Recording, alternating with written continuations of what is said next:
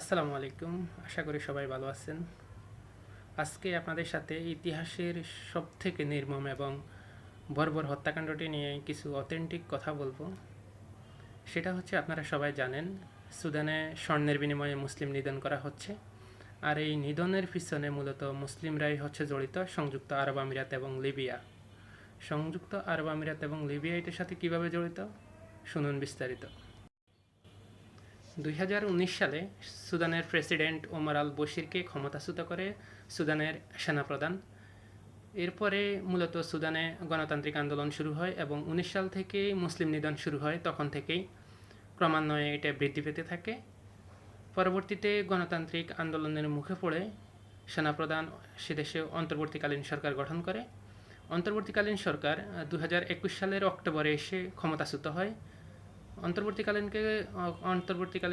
সরকারকে ক্ষমতাচ্যুত করে হচ্ছে সেনাপ্রধান এবং আরএসএফ প্রধান।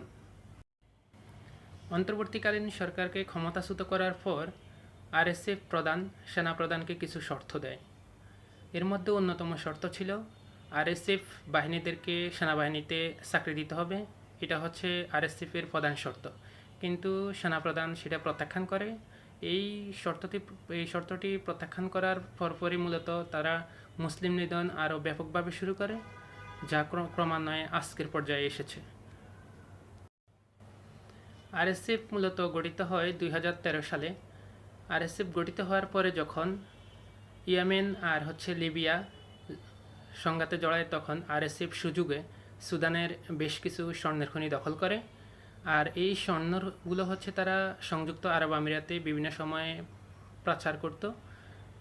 সংযুক্ত আরব আমিরাতে স্বর্ণ পাচার করত, আর সংযুক্ত আরব আমিরাত তাদেরকে অস্ত্র এবং সৈন্য দিয়ে সহায়তা করত। সংযুক্ত আরব আমিরাত তাদেরকে অস্ত্র এবং সৈন্য দিয়ে সহায়তার ফলে আরএসএফ বাহিনী সুদানে নিজেদের শক্তি জানান দেওয়ার জন্য তারা সবসময় তাদের প্রতিষ্ঠাকালের পর থেকেই মুসলমানদের উপর বিভিন্ন সময়ে বিভিন্ন নির্যাতন করত। তারা তাদের সেনাবাহিনীর সাথে, সুদানের সেনাবাহিনীর সাথে তারা তারা নিজেদের শক্তি প্রদর্শন করত মুসলিম হত্যার মাধ্যমে। মূলত আরএসএফটা হচ্ছে সংযুক্ত আরব আমিরাতের সমর্থিত মিলিশিয়া গোষ্ঠী, যাদের নাম হচ্ছে আরএসএফ। এরা তাদের প্রতিষ্ঠার শুরুর থেকেই সুদানের সেনাবাহিনীর সাথে সবসময় নিজেদের শক্তি প্রদর্শন করে আসছে নিরীহ মুসলিম নিধনের মধ্য দিয়ে। সর্বশেষ তারা গত মাসের 28 তারিখ থেকে নতুন করে সুদানে মুসলিম নিধন শুরু করে। এতে করে এখন পর্যন্ত প্রায় 3100 মুসলিম তারা হত্যা করে। তারা বিভিন্ন সময়ে মুসলমানদের বাড়িতে গিয়ে হামলা চালাচ্ছে, মুসলমান নারীদেরকে তারা দর্শন করছে, শিশুদেরকে তারা আহত করে দিচ্ছে, আজীবন পঙ্গু করে দিচ্ছে। তারপরে পুরুষদেরকে তারা হাত পা বেঁধে রেখে হত্যা করছে, যেটা আপনারা বিভিন্ন ভিডিওতে দেখেছেন। এখন পর্যন্ত প্রায় 60,000-এর অধিক মুসলমান তাদের ঘরবাড়ি ছেড়ে অন্য অঞ্চলে চলে গেছে। এখন পর্যন্ত মুসলিম বিশ্বের কোনো দেশ অথবা মুসলিমের যেই সংগঠনটি আছে, মুসলিম সংগঠনটি, তারা কোনো ধরনের আনুষ্ঠানিক বিবৃতি দেয় নাই এর বিরুদ্ধে। মূলত এই হত্যাকাণ্ডের পিছনে সংযুক্ত আরব আমিরাত এবং লিবিয়া সরাসরি জড়িত। প্রত্যক্ষ এবং পরোক্ষ তারা দুইভাবেই জড়িত। তারা অস্ত্র দিয়ে সহায়তা করছে এবং সৈন্য দিয়ে আরএসএফ বাহিনীকে সহায়তা করছে। আর আরএসএফ বাহিনী নিজেদের শক্তি জানান দেওয়ার জন্য মূলত সুদানে এই নারকীয় হত্যাকাণ্ডটি পরিচালনা করছে।